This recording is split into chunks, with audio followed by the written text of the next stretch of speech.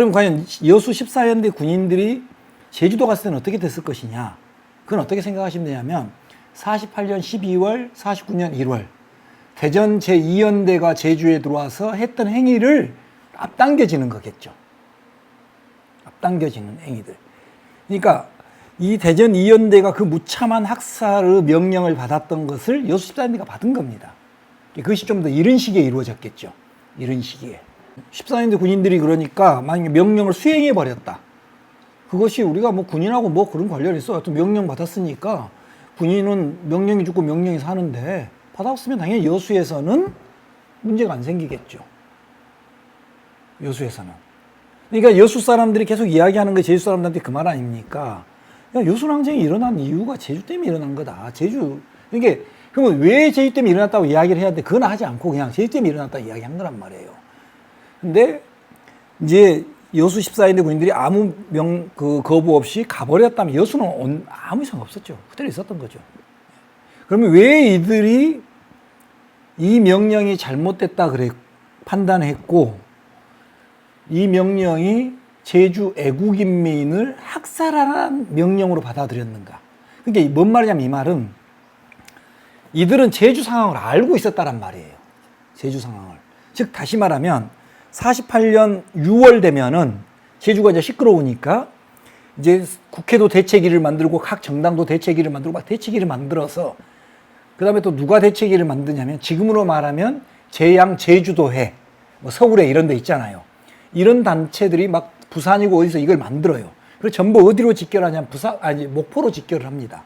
그래서 지금 현재 예를 들어 제주가 고향인 사람들은 들리는 소문에 지금 제주 사람들 다 죽인다는데 우리 지금 들어 넣어주라. 그리고 마찬가지 대책위도 아니 국회가 국민의 대의기관으로서 가서 조사를 해야 되는데 왜 못 집어넣게 하냐. 계속 항의합니다. 근데도 못 들어갔어요. 그러니까 제주에서 뭔 일이 벌어졌다고는 하지만은 실질적 상황들을 알기가 쉽지 않았다라는 거죠. 지금 어느 정도 어떤 일들이 벌어지고 지금 무슨 일이 있었고 어떻게 사람을 죽이고 이런 걸 몰랐다라는 거죠. 그 대표적인 케이스가 부산 5연대와 대구 6연대가 제주도로 갑니다. 가는 건 이유가 뭐냐? 이들은 제주가 뭔 일이 벌어진지 몰라. 그러니까 제주도에 그냥 가서 경비해란 명령인가? 뭐 이런 생각하고 가는 거죠. 근데 14연대 군인들은 5연대나 6연대하고 달리 이걸 거부한단 말이에요. 왜? 그러면 김익렬은 여수에 내려왔는데 김익렬이가 1922년생이란 말이에요. 그러니까 우리나라 나이로 말하면 27살이란 말이에요. 그러면 여순항쟁을 발발을 했던 지도자였던 김지혜가 25살입니다. 지창수가 24살이고 홍순석이 25살이고 이게 거의 같은 연령대죠. 그리고 김익렬이가 학병 출신이지 않습니까? 그럼 나머지 여기도 학병 출신들도 있고 그랬단 말이에요. 그러니 제주에서 있었던 이야기들을 당연히 장교들에게도 이야기했을 것이고 문제들. 왜 저는 했다고 이야기하는 거냐면 이 사람이 6월 8일 6월 달에 여수에서 머무르면서 제주에서 발생했던 문제를 글을 써버리거든요. 그리고 이걸 신문에 기고를 해버리거든요. 이 기고가 8월에 나옵니다. 8월에. 그러니까 이 글이 전부 다 여수에서 써진 글입니다. 여수 14연대 장을. 그러니까 생각해 보십시오. 현역 군인이 군대에서 벌어진 문제를 자기가 제대로 해버린 것도 아닌데 그걸 가지고 이걸 썼단 말이에요. 이건 굉장한 용기이고 한번 쓸 수 없는 거라 저는 보는 거예요. 제가 지금 현재 현역 군인이라면 저는 절대 못 쓸 거라고 보는 겁니다. 그럼 그 정도의 글을 쓸 수 있었다라는 건 뭔 말이냐면 제주의 상황들을 알렸다라는 거예요. 그 알렸다는 것이 어디서 나타나냐면 제주 인민유격대가 김익렬이가 뿌린 그 전단지와 14연대 성명서 전단지를 비교해봐라 그 말이에요. 그 전단지를. 비교해보면 문구가 거의 비슷해요. 두 번째는 문상길이라고 저는 봅니다. 문상길이는 국방경비대 제3기 출신들입니다. 그러면 1기하고 2기는 어떤 사람들이 국방경비대 1기하고 2기를 했냐면 1번 육군, 일본 육군 하사, 그 다음에 만주. 일본군과 만주군 출신들이 1기하고 2기를 이루어요. 그러면 3기는 어떤 사람들이냐? 1기, 2기 밑에서 하사관을 했던 사람들이에요. 그러니까 하사관 경력이 있었던 사람들을 중심으로 그 부대에서 추천을 해서 이 경비사관학교를 가요. 그것이 바로 김지혜도 그랬고, 김지혜가 태능의 제1연대 A중대의 소속이었어요. 그래서 거기서 추천받아서 3기 하사관을 갑니다. 그리고 문상길이도 마찬가지고. 그럼 제가 보기에 이들은 어떤 생각을 하고 있었다고 하냐면 진짜 군인이 되고 싶었었던 거예요. 문상길이 말대로 우리가 자주 독립국가를 세우면 그 자주 독립국가의 간성이 되겠다라고 결의를 한 사람들이라는 거예요. 그래서 14연대 군인들이 과연 왜 봉기를 했을까? 그들은 제주도는 안 갔을까? 김익렬의 여수 14연대 군인들, 그 다음에 문상길이가 박진경을 죽이면서 재판 기록들, 이런 것들을 통해서 제주 상황들을 14연대의 주도 세력이었던 김지혜, 홍순석, 이기종, 이게 전부 3기 출신들은 너무 잘 알고 있었다고 보는 겁니다. 그래서 이제 14연대 군인들은 골기를 한 거죠. 그럼 첫 번째, 14연대 군인들에게 내려진 명령은 부당한 명령이었어요. 왜? 군인의 사명이 맞지 않는 명령이었기 때문에. 헌법에서 명시되어 있는, 그래서 내가 뭐라 말하냐면 반헌법적 명령이다.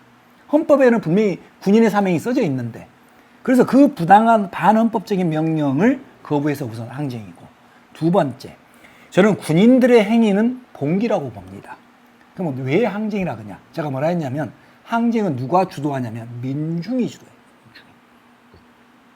그러면 우리는 해방이 되면서부터 권력을 가졌던 미군정, 48년 8월 15일 정권을 잡았던 이승만 정부에게 집요하게 요구합니다. 집요하게. 수탈하지 마라. 수탈을 누가 하냐? 친일파들이 한단 말이에요. 그러니까 친일파 척결해라. 토지개혁 해라. 그래서 우리 민중들이, 우리 헌법에 대한민국은 민주공화국이고 모든 권력은 국민으로부터 나온다 했으니 우리가 권력자라고 한다면 경제개혁하고 토지개혁해라. 이것을 전혀 하지 않은 거예요. 그 불합리함을 민중들은 우리는 더 이상 이렇게 살 수 없다. 우리의 권리를, 우리의 헌법에 나오는 권리를 우리는 요구하고 지키겠다. 그래서 일어선 겁니다, 민중들은. 그 14연대 군인들이 점령한 이후에 여수인민위원회는 우리 권리를 찾겠다. 그래서 제가 항쟁이라 그런 거예요. 항쟁은 민중이 하는 겁니다. 제주도도 마찬가지다. 항쟁은 민중을 붙일 필요가 없어요. 여수 민중항쟁 이렇게 말하는데 항쟁 자체가 누가 하는 거냐? 민중이 하는 거예요. 근데 거기다 꼭 민중을 쓸 필요 없는 거잖아요. 그래서 역사에서 항쟁은 민중이 들고 일어서는 겁니다. 그래서 프랑스의 혁명헌법 제35조, 그것은 반드시 제주나 여수 사람들이 알고 있어야 돼요. 그리고 특히 저항에 관심 있는 사람들은. 그러니까 프랑스는, 우리가 지금 이제 공화제를 이루게 된 것은 프랑스 혁명 때문에 공화제가 이루어진 거예요. 프랑스 혁명 때문에.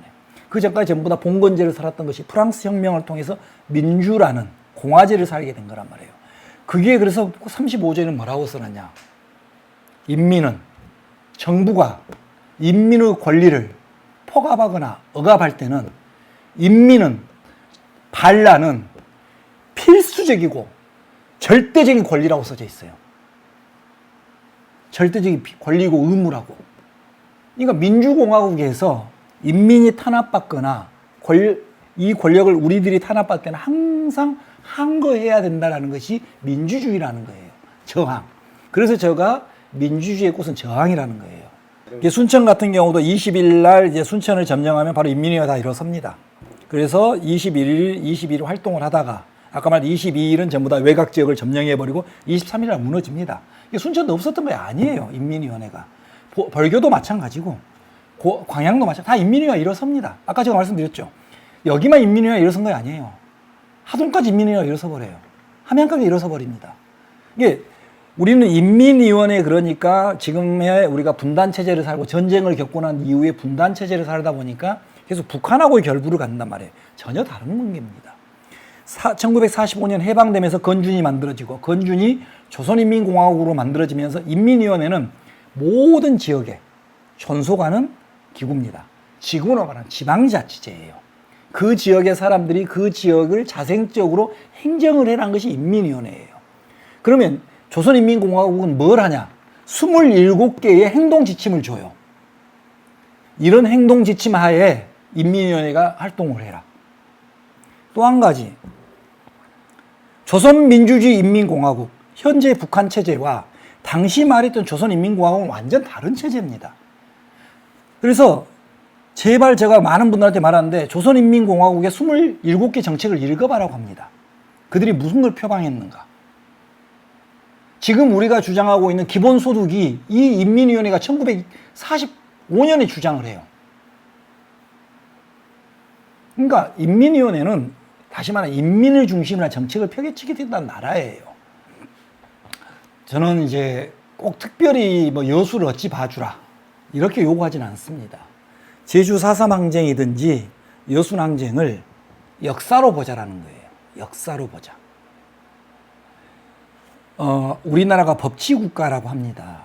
그럼 우리가 법치국가라는 틀을 만들게 한 사람이 누구냐면 몽테스키에라는 사람이 법의 정신이란 책을 써서 그 법의 정신이란 책으로 인해서 국가들이 이제 법치국가란 걸 만듭니다. 법치국가를. 근데 몽테스키에가 이 법의 정신을 쓰면서 마지막에 이렇게 글을 씁니다. 역사는 법으로 밝혀져야 하고 법은 역사로 밝혀져야 한다. 근데 안타깝게 여순이 항쟁을 하는 여순 이쪽 지역이나 제주 4.3 항쟁을 하고 있는 지역들은 이걸 역사로 밝히려기보다는 무조건 법에 의거하는 겁니다. 근데 제주 4.3 특별법이라든지 여순 사건 특별법은 한시적인 법이에요. 한시적인 법. 그럼 우리가 제주 4.3 특별법이 없었습니까? 있었지 않습니까? 근데 왜 또 요구해? 그럼 이번 요구에서 되면은 다음엔 요구 안 해? 3년 안에 다 제주 문제 해결할 수 있어? 저는 절대 그럴 수 없다고 봅니다. 또 그러면 그거 끝나고 나서 몇 년 후는 또 필요하니까 또 해주라 그럴 겁니다. 이것은 다시 몽테스키의 책으로 가면은 법으로 모든 건 해결할 수 없습니다. 그래서 법을 통해서 이 문제를 해결하려는 노력도 필요하지만 이 법을 역사로서의 증명하는 것이 굉장히 중요한 문제라고 저는 보는 겁니다. 그래서 제주 4.3의 문제나 여순항쟁의 문제를 역사로 접근해서 이것을 올곧게 정립하는 것이 저는 훨씬 더 앞으로 향후적으로 가야 될 길이라고 보는 겁니다. 그 대표적인 역사가 존재합니다. 동학. 1960년까지 모든 교과서는 동학을 동학난이라고 썼습니다. 그러면 동학특별법이 만들어져서 동학혁명이 되고 동학농민전쟁이 된 게 아니에요. 역사 연구로서의 동학을 밝혀낸 결과물이 동학농민전쟁, 동학농민혁명이 됐던 거예요. 이것이 법으로 간 거예요. 역사로 한번 못을 딱 박아버리니까 법에서 어떻게 해볼 수가 없어요. 근데 지금 우리는 제주 4.3 항쟁이나 여순 항쟁은 모두 다가 법에만 올인해. 법이면 모든 게 된 것처럼. 근데 아까 말한 법은 한시적이고 법으로는 해결할 수 없다는 거예요. 그래서 제주 4.3 항쟁이나 여순 항쟁, 제주 분들이나 여수 분들이 저는 제발 부탁하는데 역사로 보고 한번 우리가 이야기해보자. 그 역사는 세계의 보편적인 저항의 역사, 항쟁의 역사, 항거의 역사를 우리 역사에 대입해보자. 그러면 어떤 모습으로 보이는지 저는 보일 거라 생각합니다. 그래서 우리 제주분들이 뭐 여수는 반란이었다, 어쨌다 이러기보다는 역사적인 측면으로 한번 바라봐 주라.